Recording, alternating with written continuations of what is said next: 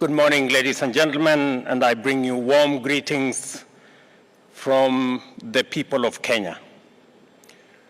The 20th century witnessed the greatest socio-economic and even political and cultural transformation than humanity had ever witnessed in the entire history of its existence, thanks to the technological innovation that we see.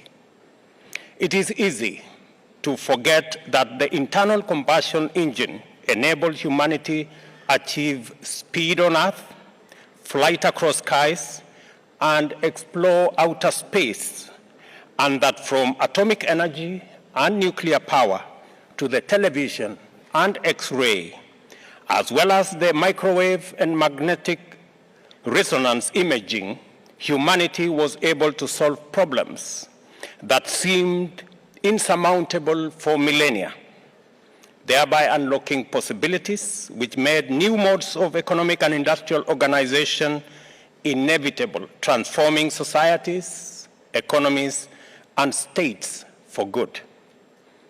For all this, nothing in the past century compares in terms of sheer speed and scale of transformation, as well as implication for human well-being and disruptive socio-economic change with what we have experienced over the past few decades since the advent of computing and the miraculous explosion of ICTs, robotics, automation, machine learning, and of course, artificial intelligence. All change produces its winners and losers. Just as in the petroleum-powered age, the silicon-powered era is caused a mass extinction of professions and ways of life and replacing them with new ones. Similarly, the possibilities unleashed by the new industrial revolution are also redefining the opportunity and threat terrains across sectors.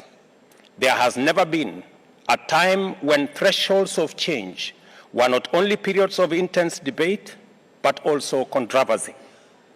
Innovations elicit resistance and attempts to suppress or adapt it to the status quo.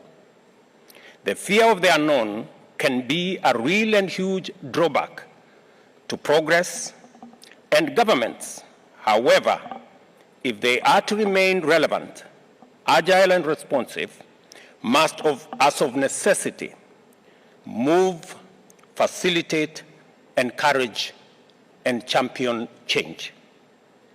From our experience with innovation in Kenya, I would say that it is wise to be vigilant against adverse implications, antisocial applications, and other threats that can arise due to unregulated or reckless experimentation with unsafe, scientifically untenable, or theoretically unsound technologies.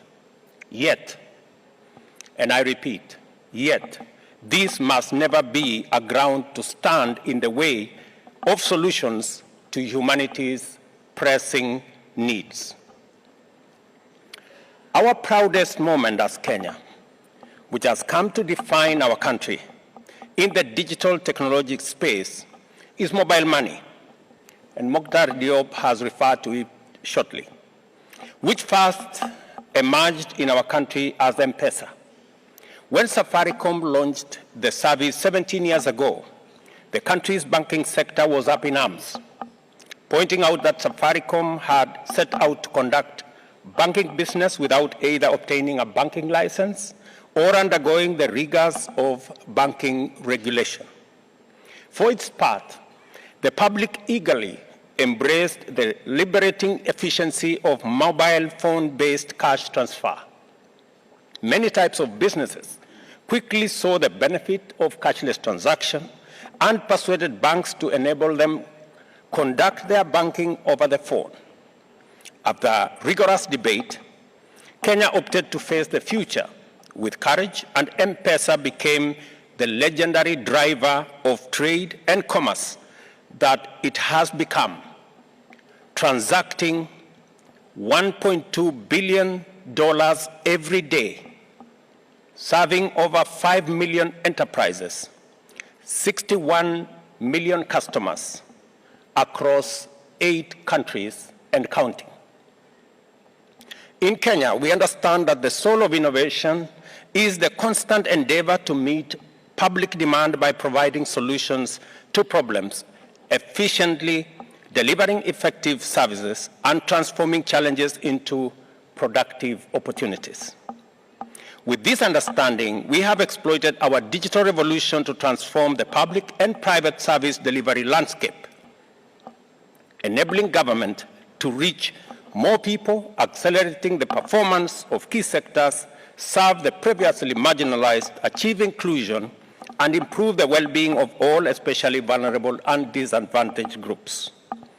Using mobile phone-based digital technologies, we have, for example, been able to register 5 million farmers and facilitate timely last-mile delivery of appropriate farm inputs.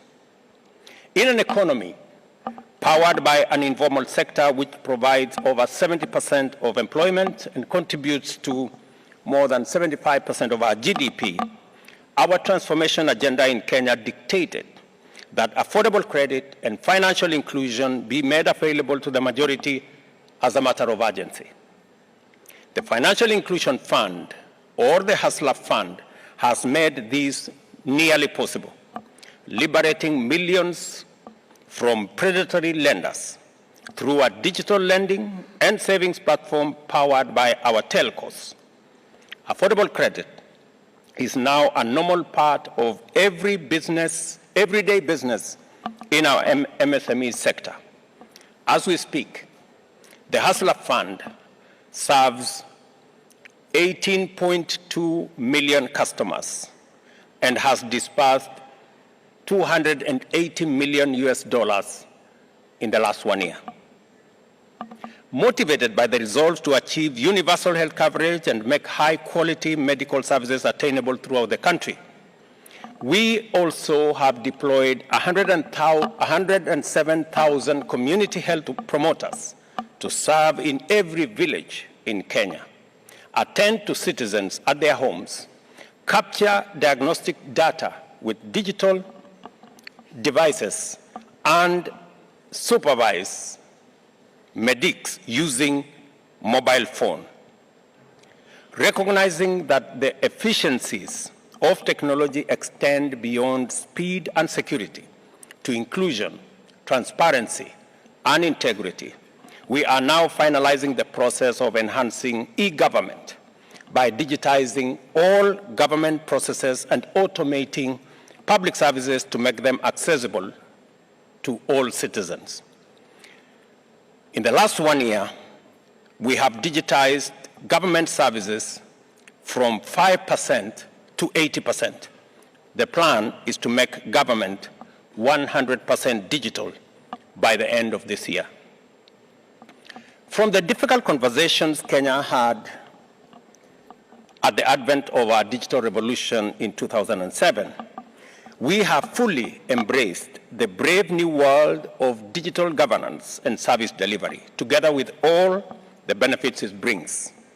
There is no doubt that changes, threats, and dangers exist, as they inevitably do in every field of human endeavor.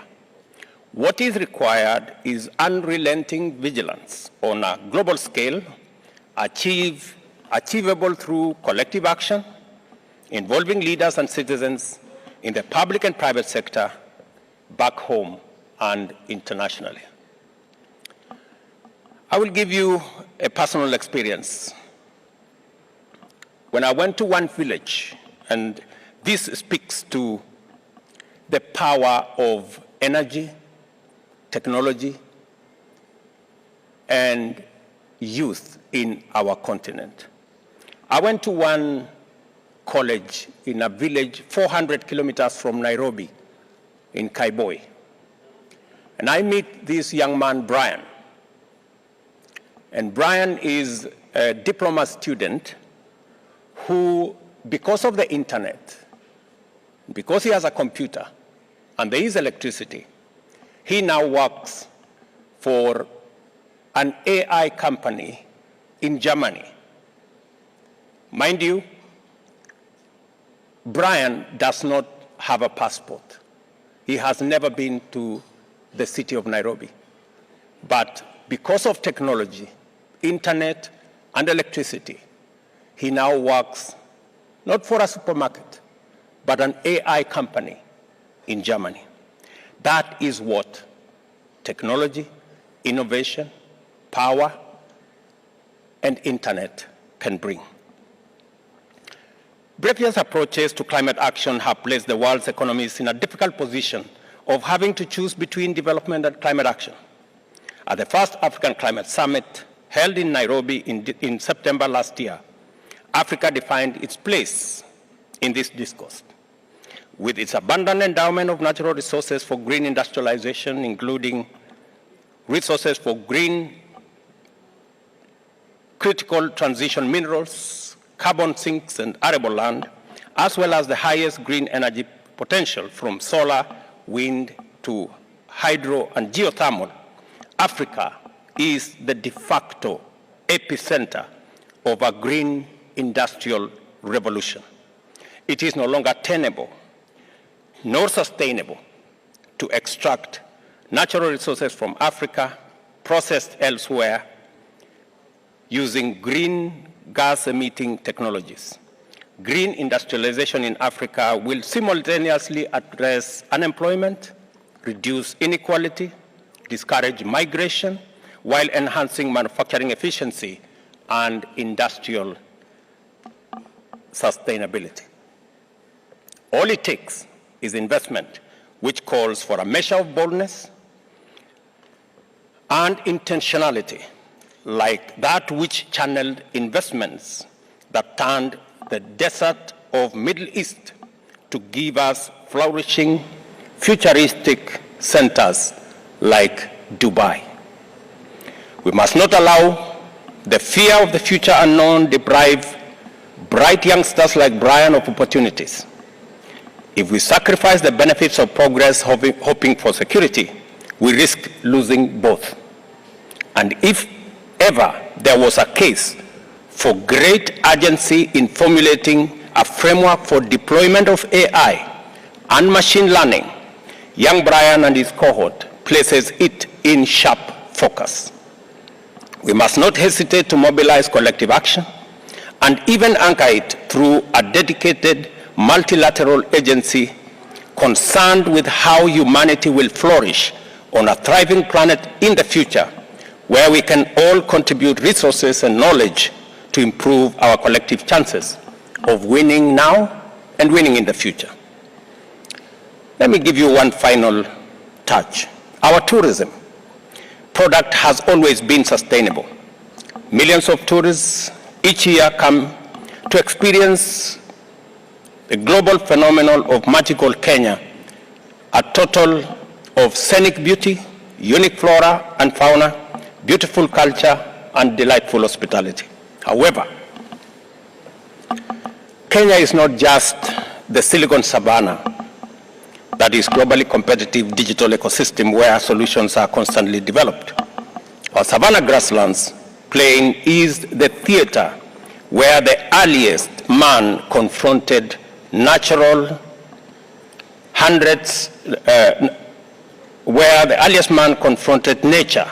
hundreds of millions of years ago.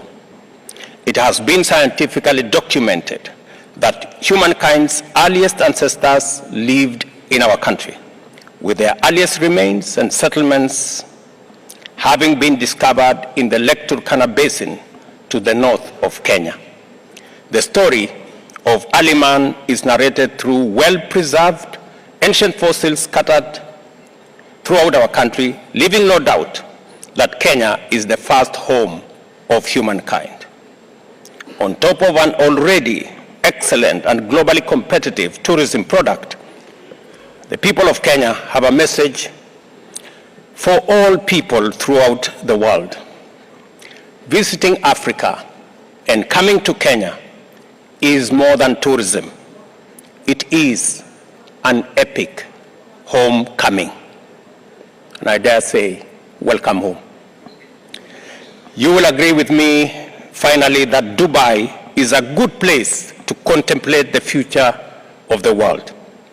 In this place, we have seen that courage, imagination, and science are the values we need to confront a challenging future with confidence and are far more precious than silver and gold. I thank the Sheikh Mohammed bin Rashid Al Maktoum and his government for the unwavering dedication to progress through innovation and availability to engage in and facilitate robust conversations about humanity in the future. George Bernard Shaw said, "You see things and I say why, but I dream things that never were, and I say, why not?" We must enhance our capability to continuously ask, why not, in order to stay ahead of a rapidly unfolding and wonderfully complicated future. That is why this summit is important. I thank you.